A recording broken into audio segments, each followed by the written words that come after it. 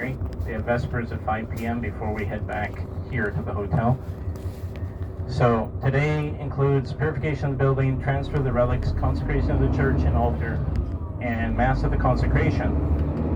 And then first Vespers of the dedication of the church.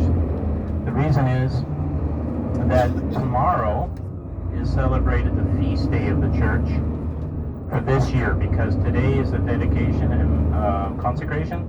They celebrate the feast day of the church tomorrow. But in the years to come, the feast day will be today, May 3rd. So that's why it's first Vespers tonight and not second Vespers. So first Vespers of the dedication of the church, and then tomorrow the big feast day. And we'll be able to attend the Mass, the 11:15 Mass, before we head out of town. So we'll get up in the morning, not as early as this morning, and then we'll head over to the church for the Mass at 11:15, and then head out of town a couple hours later. Okay, so let's take a look at this purification part.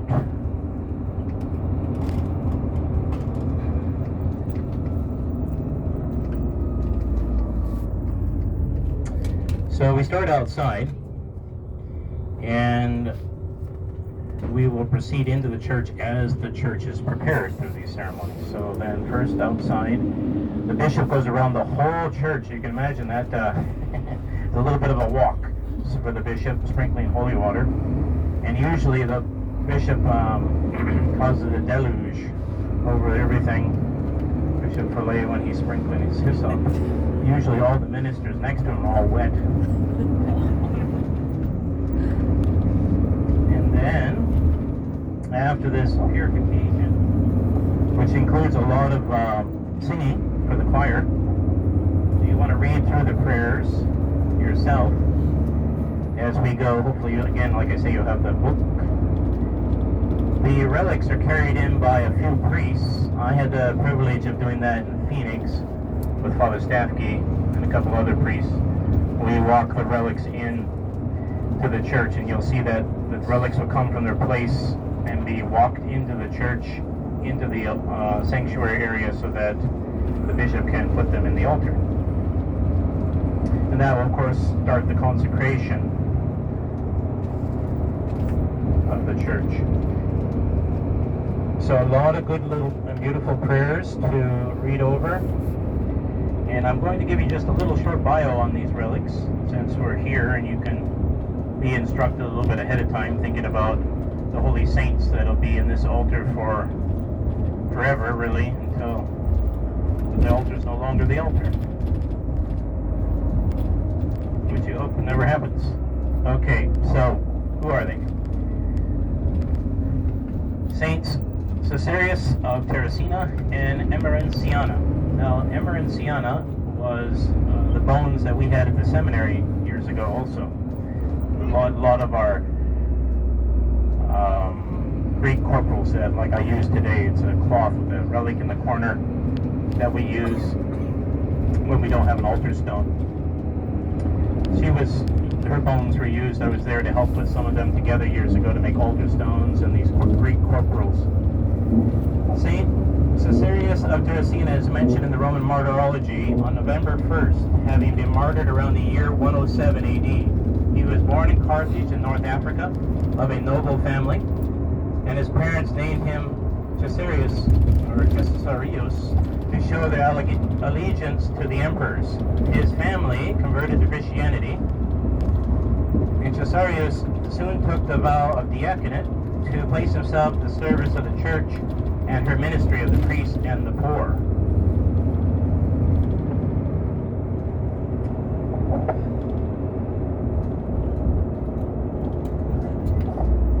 Caesarius decided to venture off to Rome, but en route he suffered shipwreck near the Italian coastal town of Terracina. There, Caesarius was struck by how much good he could do taking care of the poor, and so he joined the Christian community that had been set up there by Epaphroditus, the city's first bishop, who had been an assistant of St. Paul at Philippi. When an edict came out for the locals to sacrifice to the pagan gods, Caesarius, of course, refused and was sentenced to the pena pulei, the punishment in which one was bound in a burlap sack and thrown into the sea. His remains washed ashore, fulfilling the saint's prophecy that he would die in the waters in which he had been reborn. His relics have been especially venerated in Terracina and Rome, but also throughout the world. Saint Immaculata was the foster sister of Saint Agnes, who was martyred in 304 AD under the Emperor Diocletian. In the days following the martyrdom of Agnes, Saint Immaculata was praying at her tomb when she was attacked by a band of pagans. She remained steadfast in her work of mercy and was stoned to death, being baptized in her own blood since she was yet a catechumen. Like her foster sister, she too is a virgin martyr, and her feast is on January 23rd, just 2 days after St. Agnes. The collect, that is the prayer of the Mass for St. Immaculata, reads the following. May blessed Immaculata, thy virgin and martyr, we beseech thee, O Lord, implore for us thy forgiveness, for she was ever pleasing unto thee, both by the merit of her chastity and by her confession of thy power.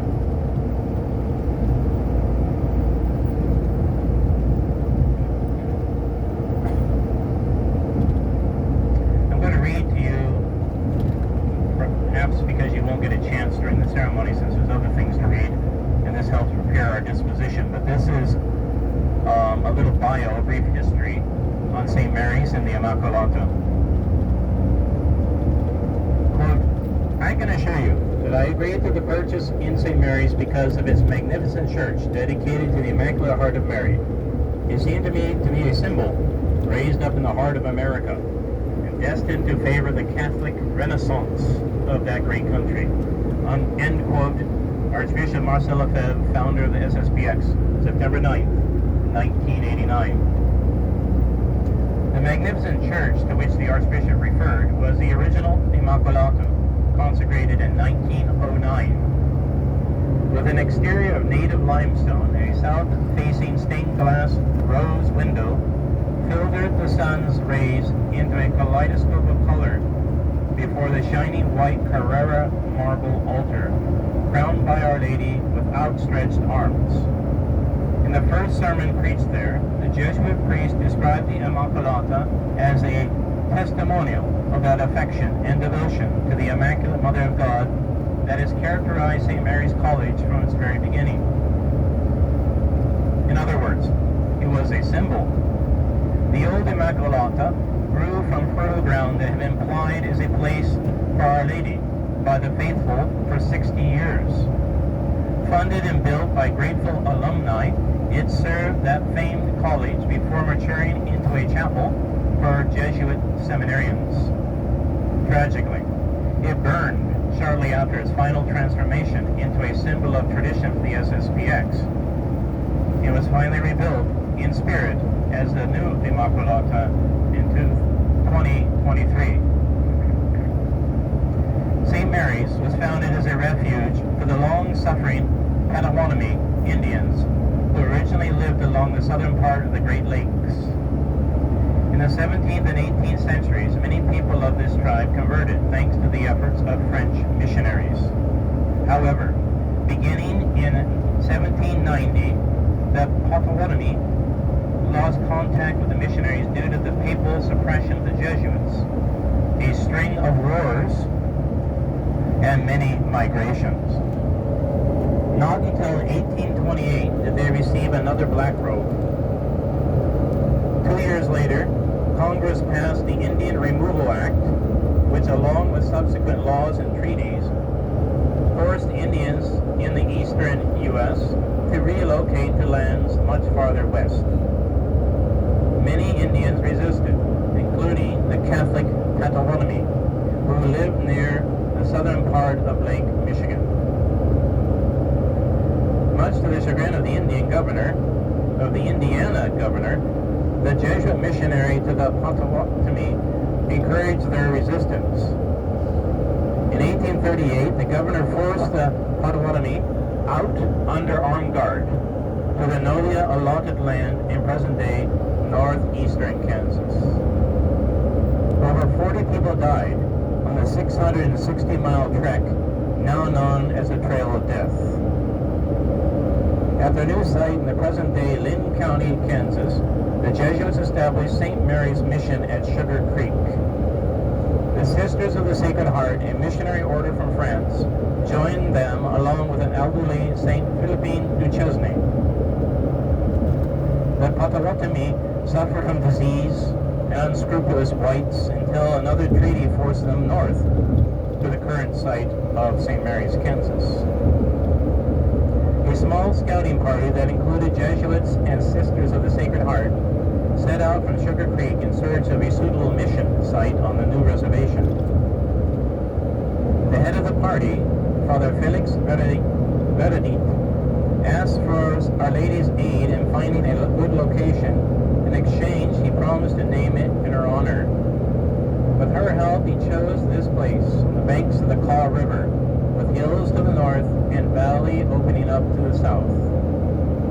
By November 1849, the mission completed its first church, named in honor of the Immaculate Conception.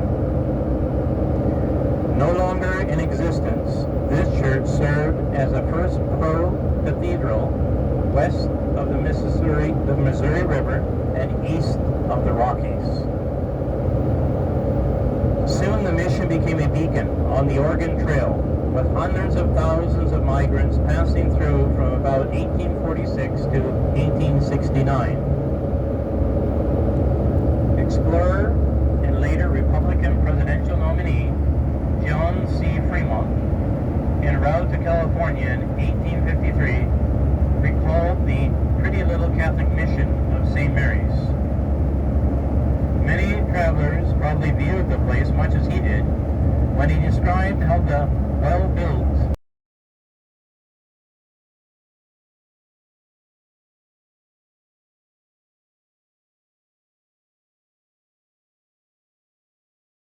some would-be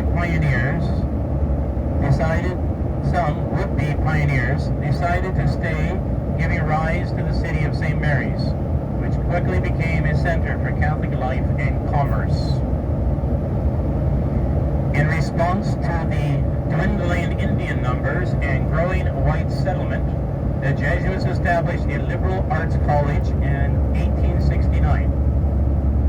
The campus also housed a boys' high school and a girls' school run by the Sisters of the Sacred Heart until it closed in 1879. Within a short time, the college acquired a reputation for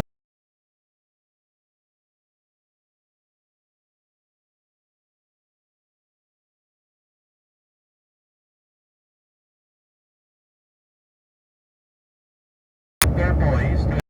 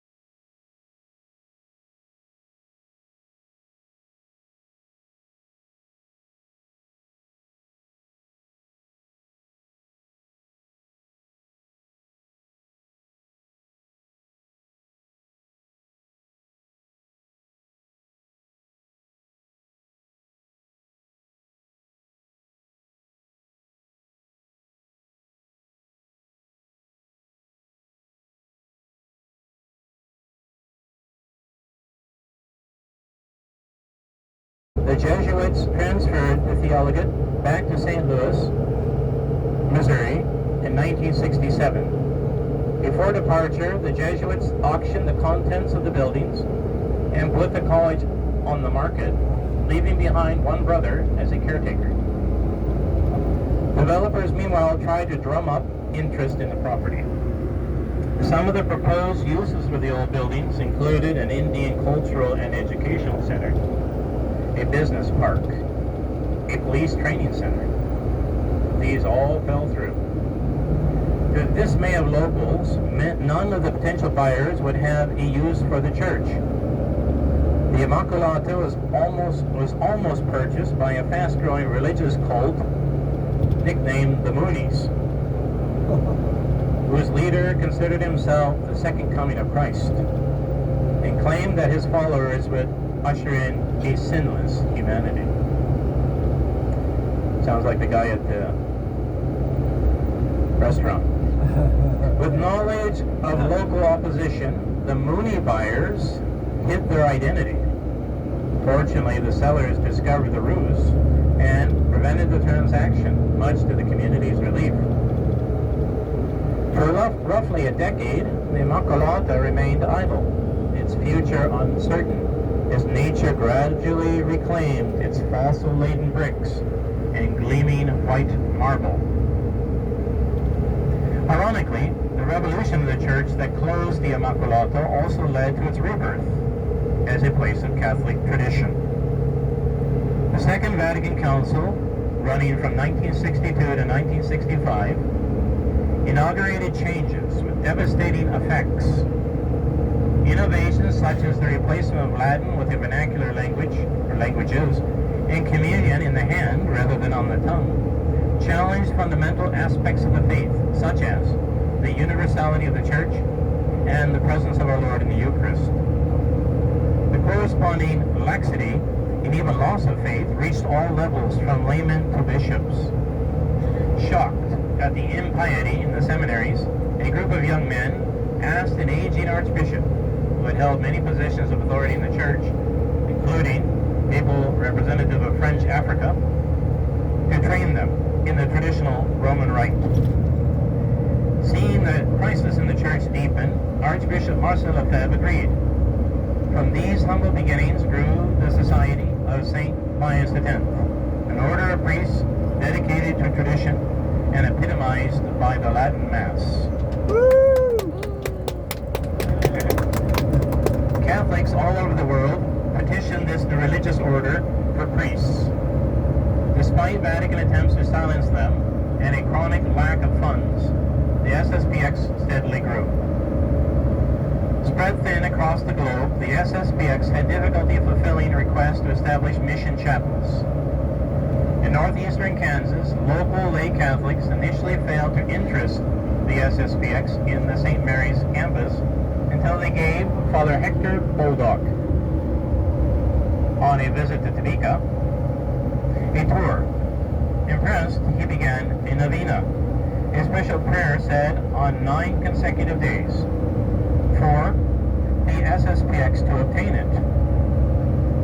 At the time, in 1978, a land company called Cato, K-A-T-O, managed and led an option on the property. Incredibly, this company donated its rights and ownership to the SSPX, while another donor graciously put up the funds to purchase the remainder from the Jesuits. Archbishop Lefebvre, as stated earlier, agreed to acquire the college solely because of the magnificent church. Within months of the purchase, the shock of all, the Immaculata, almost fully restored, caught fire due to an electrical short. The blaze gutted the interior, leaving only a limestone shell and a partial bell tower. SSPX faithful worked for decades to restore the symbol, but to no avail. Archbishop Lefebvre later recalled that he, quote, would never have accepted the purchase of St. Mary's without this magnificent sanctuary. The fire was a true catastrophe, a stroke of the devil, end quote. Yet the rebuilding of the Immaculata itself became a symbol, a crusade, as the Archbishop put it, quote, for the honor of St. Mary's, for the good of the society, and for the salvation of America, end quote. As the St. Mary's parish steadily grew, the SSPX realized that the old Immaculata could not accommodate the needs of the community. Not only was the venerable old structure too small, but it sat in the middle of a bustling academy. The foot traffic due to daily mass and parish functions would interfere with the school. Clearly, the Immaculata would have to be bigger and would have to move to a new location. In 2009, the SSPX laid to rest the remains of the old Immaculata, demonstrating its commitment to raising a new structure. The difficult task of choosing a new site, designing a new church, and raising the funds fell to Father Patrick Rutledge, rector of St. Mary's, and his team. True to Archbishop Lefebvre's desire that the Society of St. Pius X participate universally in the restoration of this sanctuary, generous people from around the world donated materially and spiritually to the work of rebuilding. The consecration today fulfills over 40 years of expectation.